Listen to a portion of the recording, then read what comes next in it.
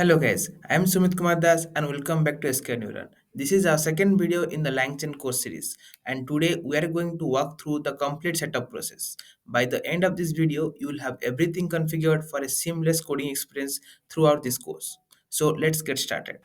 Okay, first thing is you need to set up a virtual environment first. This is very much crucial to avoid any conflicts and keep everything organized. We'll start by creating a virtual environment. So let's open your terminal. You can go to here, click on terminals. Let's open a new terminal and let's type python hyphen m vnb space my env. So this command will create a virtual environment, that is it is kind of like a isolated environment for your project. So here my env is the name of the environment and you can keep the name as per your requirement. Yeah, so now the environment is created. So you can see on the left hand side, my environment is created. So we need to and activate the environment. So how you can see there is one folder as scripts. So first I need to navigate into this folder, cd mynb. Then I need to, if you are on Windows, then you can go on scripts and you can take this command for activate. But if you are on the Mac or even the Linux, then you have bin activate. So as I am on the Windows, let's type scripts activate. So you can see here, so you can see in the left hand side it is showing me I am inside the virtual environment my-env. Now once you have created your virtual environment, then you need to prepare our requirement.txt file. So let me get a file, requirements.txt. This requirement.txt file will list all the dependencies for our project, and it is always a good practice to use this file to keep things organized and follow industry standard. So now let me put down all the required libraries here. So it contains all the LangChain, LangSmith, LangGraph, and all the required LLM community-based libraries or provider-based libraries. Then you have few other libraries like Python.env or transformers or pipedeptree. I will explain why all these. We will cover all this library in our throughout this course series. So once this has been created, you can go and do pip install requirement. Sorry, I need to come out of this. Then I will type pip install requirement.txt. So it will install. So it will take some time. It will do the installation.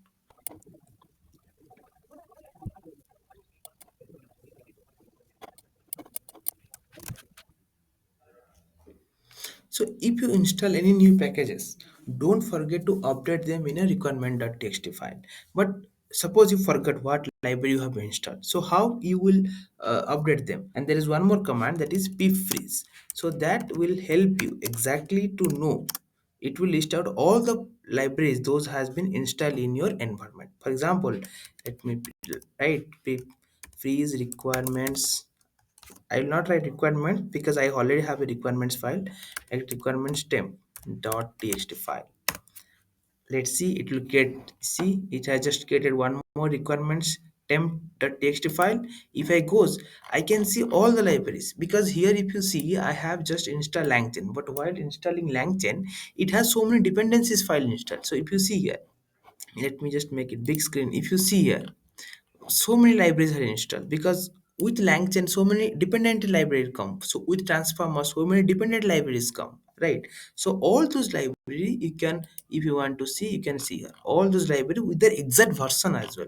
That is the most important, what libraries you have installed and what is the exact version you have installed. Okay, so there is one more command which help us in visualizing all the dependencies in a hierarchical tree structure, that is called as pipdeptree.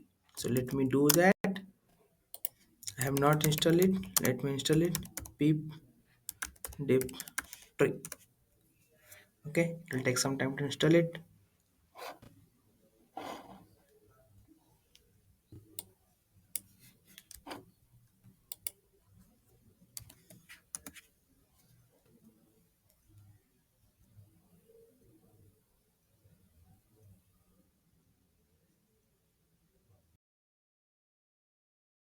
So Unlike pipfreeze, which list all the installed packages in a flat format. If you see it, it is installing all the library packages in a flat format. Pipdeptree organizes them in a hierarchical way. So let's see how it is doing. Let me make it full screen. Let's make it clear. Just make it more screen. Just let me type pipdeptree. Yeah, you'll see it's a very beautifully organized or in a hierarchical way. Under which library has been installed. So just yeah, if you see here, it's come now. You see so many libraries have been installed, and the important it's shown in the, so for example Google Earth. So Google Earth depends on RSA, Google Earth depends on cache tool. If you come to some important library like LangChain Anthropic depends on Anthropic, LangChain Anthropic depends on LangChain core, and LangChain Anthropic also depends on Pydantic. I mean, you see how the hierarchy is being maintained here. It is not only showing in a flat way. It will show what are the top level packages, what are their dependencies, and if there is any conflicting versions also. So it make you to understand which package depends on what. It make you to troubleshoot dependency conflict, and it make you to audit your environment for package. Now let's talk about setting up large language models. For this tutorial, we'll be using both closed source option like OpenAI GPT or Google Gemini. And also we'll see some open source alternative like Hugging Face. Why we need both? Because Hugging Face is great for the practice as it is free. But industry often favors closed source models like Azure OpenAI or Bedrock based Anthropic or Nova Pro because they come with built-in support, security, and also the performance guarantee, no downtime. So let's first see how to create our secret key so that we can use OpenAI API keys throughout our course. Okay, but one thing to remember, OpenAI is not free. You need to recharge minimum of $5 to use its API call. But I will say if you have the budget, it is worth to invest in the OpenAI $5. But if it is not, that also fine because we will see how to use Google Gemini or Hugging Face also. There are also some good alternatives to this. Okay, first you have to come, you have to click on create new secret key.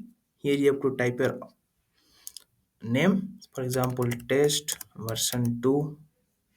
I'm keeping it. You have to select a project and you have to give the permission. If you want only read only or some restricted permission, general like give all permission. And remember, you should always keep your secret key, always hide from everyone. And for now, you see here, it is telling you won't be able to view it again. So you have to copy it immediately and save in your notepad. Okay. I will delete this key so that it also not get misused by anyone else. Similarly, it applies to all of you as well. So do not share your secret key with anyone. Okay, so this is, and you should remember because why I am telling, $5 will be enough, because if you coming to the pricing of the models, if you see the latest model like GPT-5 Nano is a very cheap. It's just getting $0.05 for input and $0.4 for the output. Seriously, if you're going for GPT-5 or GPT-4 or GPT-4 kind 4o kind of thing models, those are little bit expensive. If you come so, but for us the latest model GPT-5 of nano version, obviously that is enough for us to do the course model. And you can see this is only for the text part. You can also use image based models, you can use audio based models, you can do fine tuning with the same thing, you can do everything. Okay. Now coming to the Gemini part, Google Gemini. Here you can also create similar API key. I will share all the links in the description below so that you can find all the links how to create API keys for OpenAI, Gemini, and Hugging Face as well. So you can come here, you can click create API key. So here one thing you first need to create a cloud project here. So you have to come through Google AI Studio and you have to create your a cloud project. If you're not created also, that should be fine. Let me just type some name, test version 2, and you can either if you have already created, you can import it, or I have already created test project, or you can create it immediately as well. So let me create key. But here the only good thing is You can copy at any time. You can copy at any time, and here you no need to recharge anything. It is free of cost, but it is of limited use. It is not free of cost completely. So let me show you how. So if you come to here, you can see here for the free tier, for example, they have the latest model Gemini 2.5 Pro, that is free for 5 requests per minute, 5 rpm. Rpm means request per minute. So you can only make 5 call to this model in a 1 minute. Or this is applies to both condition, both rpm as well as token per limit as well.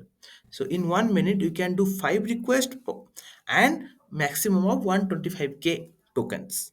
Similarly, coming to 0.2.5 flash, it has more request 10, while token per limit is 250k. So when you are going to a premium kind of model, your rate limit will get less. But when you are coming to their older version of model or light model, you will get some more throughput or more request to use. So if you are not able to use OpenAI, you can very much welcome to use Gemini API. It is free of cost, closed source, and it is also of industry standard based. Then coming to Hugging Face. So Hugging Face token is of completely free. So first you have to create an account in Hugging Face. Then you have to come to this particular page where you can click on create new token. When I goes, I can give some name, token, delete. I will delete it later. So here you have to give some permission. Either you can go and give only read permission here, or you can give only write permission here. But if you want to give some custom permission, you can give. For example, I give only one to this many permissions, not other permissions. So you can give, and you can come and you can get the token. So here also you will not able to see the token once you have closed this screen particular. So you have to copy it and you have to save it. And again, no, do not share your tokens with anyone. Okay, so this is all about how you are creating your token for Hugging Face, for Google AI or Google Gemini AI from Google AI Studio and OpenAI. And that's it. You have successfully set up everything you need for this LangChain course. Now you are all ready to dive into the exciting stuff in our upcoming videos. Drop the comment below if you faced any issues during the setup, and I'll be very happy to help you out. And if this video helped you to get everything up and running, smash the like button and subscribe to SK Neuron and hit the bell icon to stay updated with the upcoming tutorials. I will see you in the next video. Till then, keep learning, keep coding, and keep growing. Thank you.